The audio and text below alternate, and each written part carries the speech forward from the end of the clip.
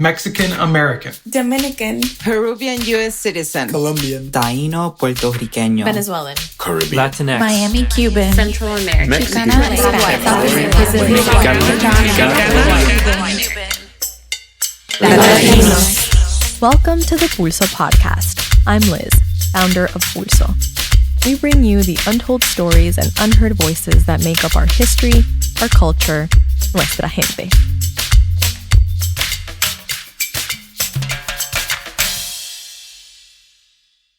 I feel like part of the reason we're talking here is because I recently got on The Simpsons. Yes. It's like, I'm just going to say that, I think.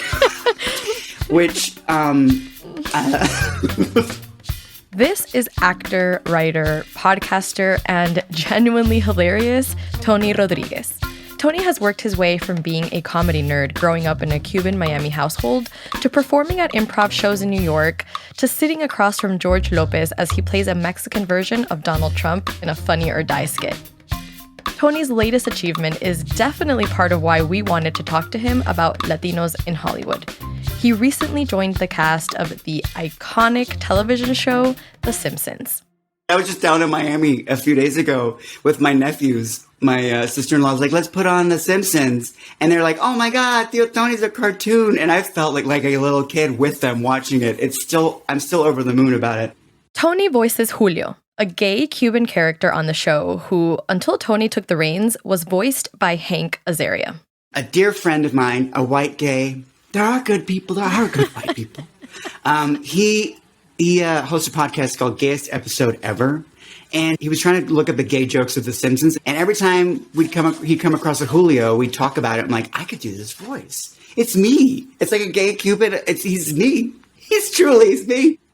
So Tony decided to take matters into his own hands. We decided I would make a video of myself asking The Simpsons to cast me as this gay Cuban character. And I did the voice.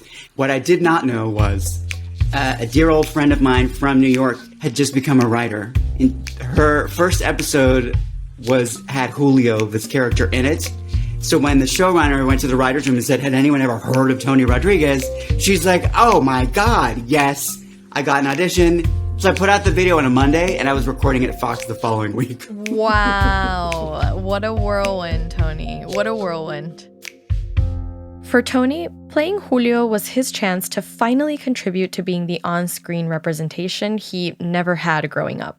He's an out and proud gay Cuban man in Springfield, and he's sassy and salty, and I love him, and I feel like he's me. And I respect Hank Azaria so much. He's a truly brilliant performer, a brilliant actor. But as these conversations about representation are opening up these doors, I'm like, let me in.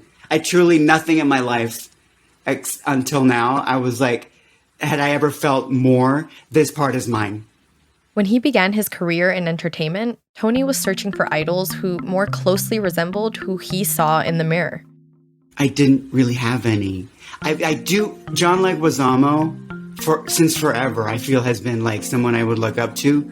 But he was the only one that was doing comedy that I saw, and being Latino. Oh, and Ricky Ricardo. I was like, he's probably my dad, right?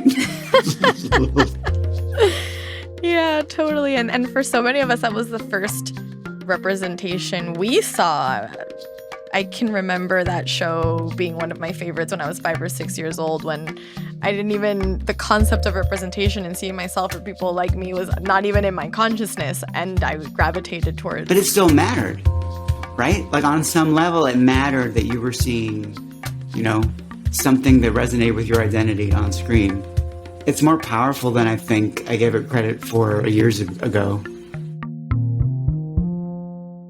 Luckily, the media landscape looks a little different now than it did when the only Latino on our screens was Ricky Ricardo. Let's say Vida. And Gentified. Exactly, Gentified. Yeah, and One Day at a Time. In his role on Netflix's critically acclaimed Gentified, Tony noticed there was a difference between that show and The Simpsons. It's underdog versus institution. I think an element of having to prove. Netflix is.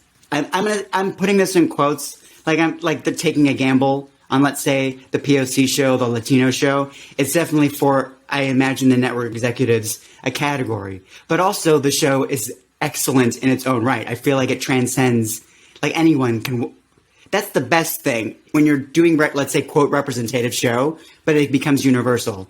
I could see how much they wanted to put their own experiences and the experiences of the other writers on the screen. Strides are being made when it comes to seeing more Latino stories on screen.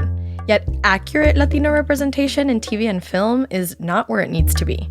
This conversation came to the forefront this summer during the release of the film adaptation of the musical In the Heights. Here at Pulso, we critiqued the film's lack of dark-skinned Afro-Latinos in lead roles in what should have been a representation of a largely Afro-Dominican neighborhood. Yet, while watching the film, I cried in the theater, not expecting that I was going to, right? And there I was, tearing up when Grandma came out. It matters. It matters so much. Oh my God. Paciencia y fe. It's just... Paciencia y fe. Yeah, I was crying too. So, essentially, it's complicated. We're such a diverse, hugely diverse group of people. And when we're trying to navigate the waters in American mainstream media, it's so easy to like lump us in to one category when it's both thrilling and like dispiriting when you only get like one movie a year or every 5 years, right? And Lin-Manuel has to shoulder all of our hopes and dreams. Right, because we should be telling more of our stories and we shouldn't have this scarcity mentality that we just get this one shot, right? That it should be many of us from all of the more than 20 countries we represent telling our stories in front of and behind the camera. And we should touch on what's usually going on behind the camera. No one's asking white directors that they have to represent all of whiteness or all the different lived experiences of white people. That's Dr. Diana Martinez, the artistic director of Film Streams, an art house theater in Omaha, Nebraska. They basically choose every single movie that we play on our screens. That's my job. She's also the creator and host of a podcast called Hollywood in Color about the history of people of color in the entertainment industry. She has a PhD in film and media studies from the University of Oregon. And, like many of us, Dr. Martinez has some thoughts on In the Heights. So, like, In the Heights has a disproportionate burden on it to be represented than other works of its kind do. And that, I think, is unfair. And I don't know how you get away from placing that burden on creators. And part of that burden comes from the fact that there's so few things made by Latinos, right? So In the Heights has to be representative because who knows when we're going to get another film like that. But executives know. You know, studios know. They have the money. Right. Right. Unless those people at the very top are changing or becoming more diverse themselves or looking towards creating actual diversity, I honestly don't even think it really matters if there's good stories out there because a lot of people have good stories, but they don't have money to make them. And coming from the world of film studies, Dr. Martinez has seen firsthand how starved we are for representation. As I was teaching, I had students come up to me and tell me that they took my class because of my last name. These were Latino students who just saw Martinez and was like, oh my God, like another person of color, like let me take this class. And it was like this duty that I felt like, okay, like if this is what the kids are expecting, like this is what I need to give them. She's also thinking about the people who don't have access to the world of film studies. That's why her podcast and the movies she chooses to play at Film Streams cover lesser-known Hollywood history. What I try to do is try to make all this stuff, all this history accessible to people. And for me, that means like a commitment to making sure that more people are seeing things made by people who don't really look like them. I have like really complicated feelings towards representation sometimes. Because it's definitely something that I think we should be fighting for. But I think in the Latino media landscape, like it's still difficult to really like criticize or critique things that are supposedly like uplifting the community. Accurate representation is messy and difficult, yet slowly but surely, we're getting there. I own this. At the very least, I own this process, this creative thing. I just made it. This is mine. Regardless of if it, like, it's quote, lands, sticks the landing, this is mine.